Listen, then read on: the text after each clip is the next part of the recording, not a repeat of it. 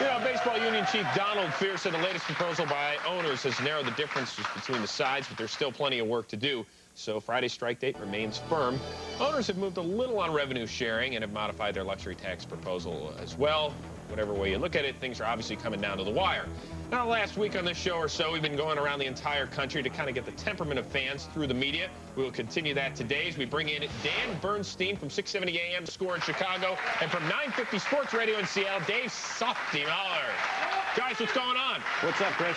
Good to be here, Chris. Dave, let's start with you since we kicked off the show with a guy you used to cover up there in Seattle, A-Rod. And do you think Alex Rodriguez regrets his decision now? Do you think he would take back or give back some money if he could have stayed in Seattle or gone to a contender, or is he content being the highest paid player in a crappy situation in Texas? I think he's fine in Texas. I mean, I just think the comment he made about giving back 30 to 40% is real Bush League, because let's face facts. He knows it's never going to happen. It's real easy to make a comment like that when you know it's never going to take place. I mean, I can sit here and promise you if I win the lottery, I'll split it with you. We know it's never going to happen.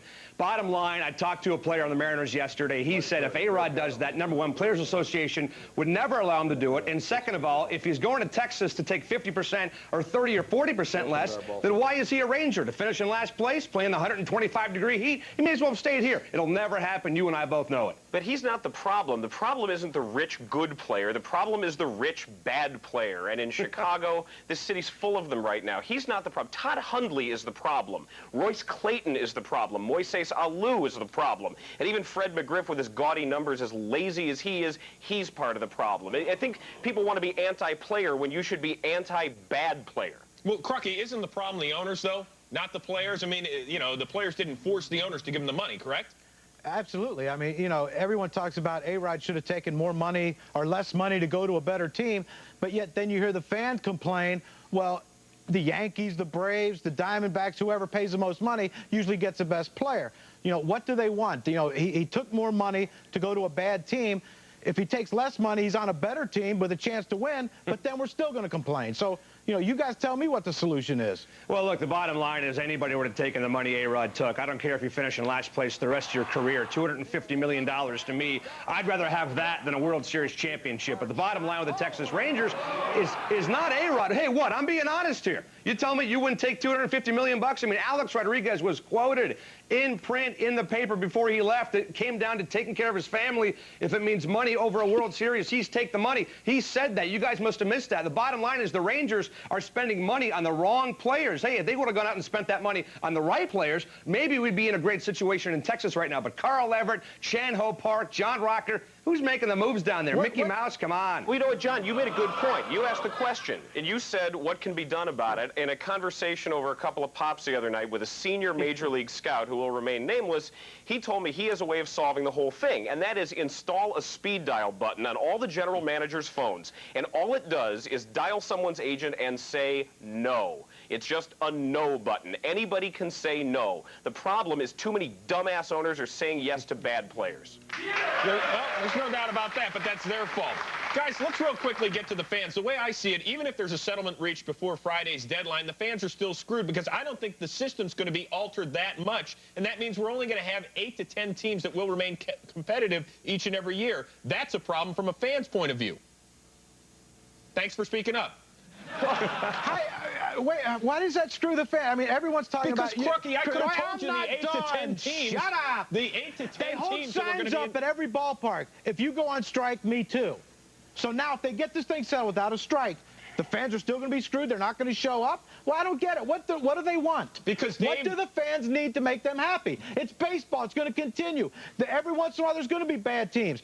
When the Tigers or Twins won the World Series, they didn't have a high payroll. But isn't that a great story? The Twins come back and win. The Twins are going to be in the playoffs. The Oakland's going to be in the playoffs. They don't have big payrolls. They have a chance to knock the Yankees off. Wouldn't that be a great story? Why can't the fans be happy for that?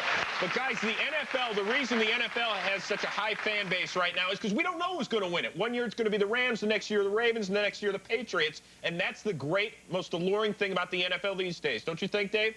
I think the parity in the NFL is fantastic. You look at the last 3 years, the Pats were 5-11, Ravens were 8-8, Rams were 3-13. Hey, we're talking Super Bowl in Seattle with the Seahawks just because of that one reason, because of that parity. Why not here in Seattle? They're selling tickets based on that. Hey, let's win the Super Bowl. The Rams did it, the Patriots did it, the Ravens did it. why not here? Well, the problem is that you've got conflicting interests here. You have one economic model that needs a league, that needs a certain number of competitors to be viable as a league. The players need there to be those jobs so they can continue to have more slots for these multimillionaires. It'll call the players on it. If they say, well, it's not for us, it's for the guys who come down the road, which is the usual rhetoric of the labor side of the negotiation, put your money where your mouth is. Show that those jobs are important. Understand that concessions must be made to maintain the league. You can't say, well, it's a free market, and the owners can't say it either. The owners can't want to drive their competitors out of business like Macy's and Gimbel's because they need each other to survive. It's a league. It's not an open market.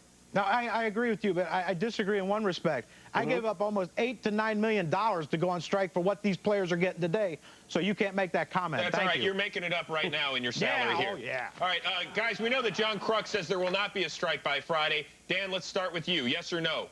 Will there be a strike? If I'm a betting man, I'd have to say no. I think this is following the pattern of a lot of labor negotiations. There's a lot of billable hours to be had, and usually it gets done at the 11th hour. Dave, what about you? I think there will be a strike. You name me a labor situation, a labor negotiation that hasn't ended up in a strike, and I'll pay you money if you can find it.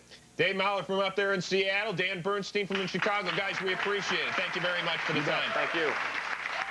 You're still steadfast that there will not be a strike, right? Yeah, absolutely. I think they're going to get it done sooner than what we think. No, there will be no strike in college football this year. And up next, Volunteers head coach Phil Fulmer talking to our boys on the set. Stick around.